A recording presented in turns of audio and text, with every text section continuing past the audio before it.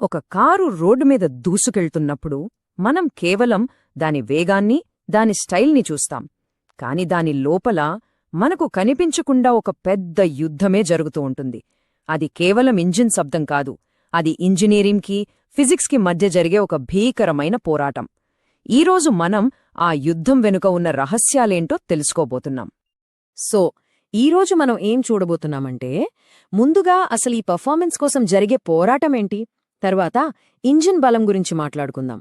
ఆ పవర్ని కంట్రోల్ చేసే స్టెబిలిటీ వెనుక సీక్రెటేంటో చూద్దాం. మనకు కనపడని శత్రువులు అంటే ఫిజిక్స్ గురించి తెలుసుకుని ఫైనల్గా ఈ ఇంజనీరింగ్ యుద్ధంలో ఎలా గెలవాలో చూద్దాం. సరే, మొదలు పెడదాం. ప్రతి కారు వెనక ఒకటే కథ ఉంటుంది. ఒకవైపు ఇంజనీర్లుంటారు, వాళ్ళు వీలైనంత ఎక్కువ పవర్ని క్రియేట్ చేయాలని చూస్తారు. మరోవైపు ప్రకృతి అంటే ఫిజిక్స్, ఆ పవర్ని ఆపడానికి, దాన్ని వెనక్కి లాగడానికి చూస్తుంది. ఈ రెండింటి మధ్య జరిగే సంఘర్షణే ఒక కార్ పర్ఫార్మెన్స్ని డిసైడ్ చేస్తుంది. ఈ ఒక్క మాట మొత్తం ఆటోమోటివ్ ఇంజనీరింగ్కి ఆధారం.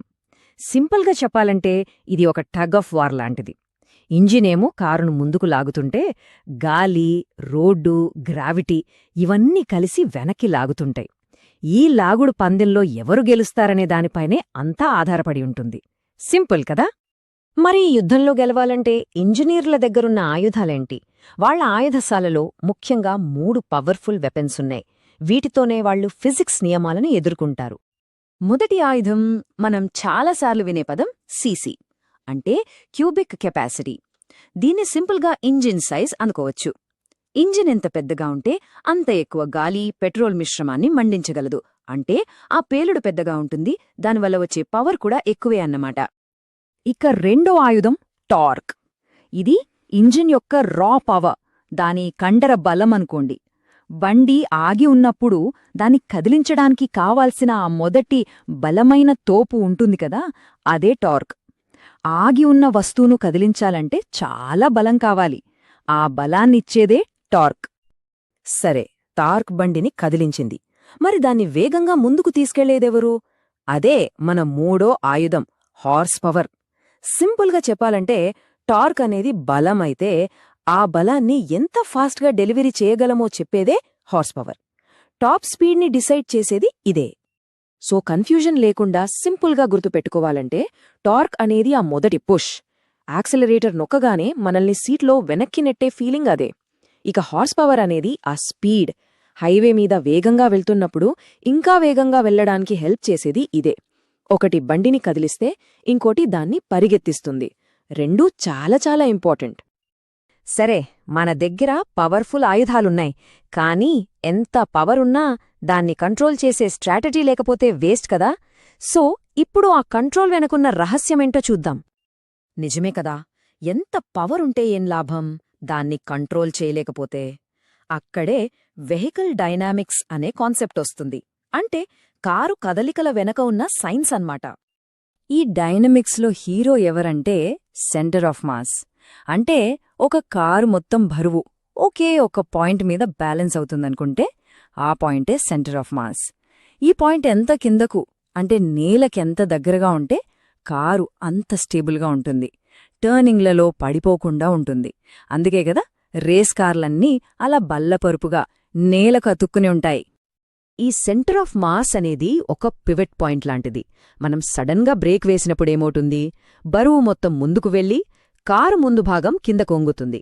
అలాగే సడన్గా యాక్సిలరేట్ చేస్తే బరువు వెనక్కి వెళ్లి కారు వెనుక భాగం కిందకు అణుగుతుంది. ఈ వెయిట్ ట్రాన్స్ఫర్ అనేది టైర్ల గ్రిప్ని, అంటే కార్ కంట్రోల్ని నేరుగా ఎఫెక్ట్ చేస్తుంది. ఓకే, మన దగ్గర పవర్ ఉంది, దాన్ని కంట్రోల్ చేసే స్టెబిలిటీ ఉంది. మరి మనం ఎవరితో పోరాడుతున్నాం? మనకు కంటికి కనపడని శత్రువులున్నారు. అవే ఫిజిక్స్ యొక్క రెసిస్టెన్స్ ఫోర్సెస్. ఈ యుద్ధంలో హీరో ఒకడే, అదే ట్రాక్టివ్ ఫోర్స్. అంటే ఇంజిన్ నుండి టైర్లకు చేరి కార్ని ముందుకు నెట్టే శక్తి. కాని విలన్లు 3. మొదటిది ఎయిర్ రెసిస్టెన్స్, అంటే గాలి. రెండోది రోలింగ్ రెసిస్టెన్స్, అంటే టైర్లకు రోడ్డుకు మధ్య ఉండే ఘర్షణ. ఇక మూడోది గ్రావిటీ. ఇంజిన్ ఈ 3 విలన్లను ఓడిస్తేనే కారు ముందుకు కదులుతుంది. ఈ 3లో అతి పెద్ద విలన్ ఎవరంటే ఎయిర్ రెసిస్టెన్స్. ఈ చార్ట్ చూస్తే మీకే అర్థమవుతుంది. స్పీడ్ పెరిగే కొద్దీ ఈ గాలి నిరోధం మామూలుగా పెరగదు, విపరీతంగా పెరుగుతుంది. తక్కువ స్పీడ్లో ఇది పెద్ద సమస్య కాదు. కాని మనం హై స్పీడ్కి వెళ్ళినప్పుడు ఇంజిన్ పవర్లో చాలా వరకు ఈ గాలిని పక్కకు నెట్టడానికి ఖర్చయిపోతోంది. అందుకే ఇది అంత పెద్ద శత్రువు.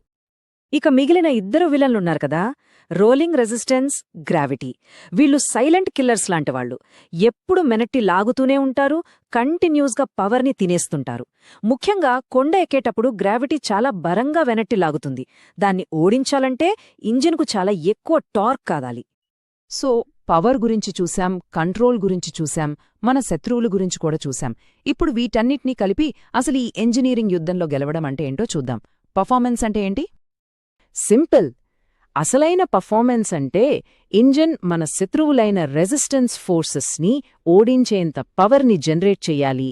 అదే సమయంలో తక్కువ సెంటర్ ఆఫ్ మాస్ ఆ పవర్ని కంట్రోల్ చేసే స్టెబిలిటీని ఇవ్వాలి. ఈ రెండింటి మధ్య పర్ఫెక్ట్ బ్యాలెన్స్ సాధించడమే నిజమైన విజయం. పవర్ ప్లస్ కంట్రోల్, అదే పర్ఫార్మెన్స్. మరి ఈ యుద్ధం ఇక్కడితో ఆగిపోతుందా? అస్సలు లేదు. ఇది కంటిన్యూ అవుతూనే ఉంటుంది. మరి ఫ్యూచర్లో ఆటోమొబైల్ కంపెనీలు దేనిమీద ఎక్కువ ఫోకస్ చేస్తాయి? ఇంకా ఎక్కువ పవర్ఫుల్ ఇంజిన్లు తయారు చేయడం మీద? లేక ఫిజిక్స్ నియమాలను తెలివిగా వాడుకుని స్మార్ట్గా ఈ రెసిస్టెన్స్ని తగ్గించడం మీద? ఈ యుద్ధం ఇంకా ముగియలేదు, ఇదిప్పుడే మొదలైంది.